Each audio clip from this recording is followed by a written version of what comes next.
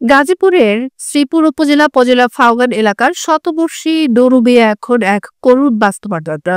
এক সময় গৃহপালিত গরু লালন পালন করে দুই সন্তান নিয়ে খেয়ে পড়ে বেঁচে থাকতেন তিনি, কিন্তু ভাগ্যের নির্মম পরিহাসে সেই গরুগুলো এক রাতে চুরি হয়ে যাওয়ার পর থেকে জীবন যেন থমকে গেছে। ডরুবিয়া জানান, গরু চুরি হওয়ার পর আর ঘুরে দাঁড়াতে পারেনি। এখন ভাগ চুটাতে সাহায্যের দরকার হয় মানুষের।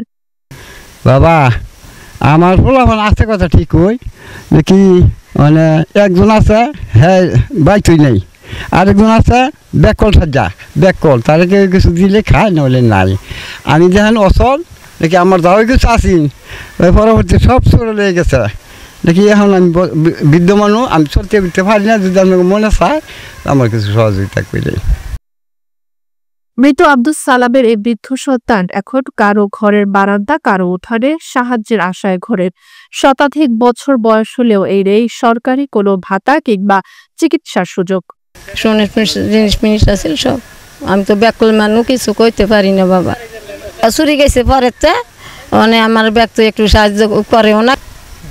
গরু চুরি হয়েছে, আমি অসহায় হয়ে আছি। স্থানীয়রা জানান, নুরু মিয়া একসময় স্বাবলম্বী ছিলেন। গরু চুরি যাওয়ার পর থেকে তিনি নিঃস্ব হয়ে পড়েছেন। এখন সাহায্য ছাড়া তার উপায় নেই। এটা সুরে নিছে, মানে কি করবো, তার তো বড় ফুত একটা আছে, এরা অন্য জায়গায় কাজকর্ম করে, বিয়ে শাদী করে ভিন্ন হয়ে গেছে। মানে বড় ফুতেও দেয় না, ছোট একটা ফুত, এটা মেন্টাল।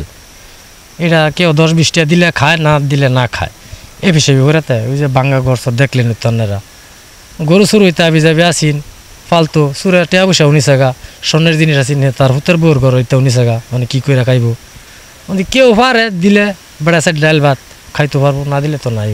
স্থানীয় জনপ্রতিনিধি ও প্রশাসনের দৃষ্টি আকর্ষণ করে এলাকাবাসীর আহ্বান, এই বৃদ্ধ যেন একটি নিরাপদ আশ্রয় ও সরকারি সহায়তা পান।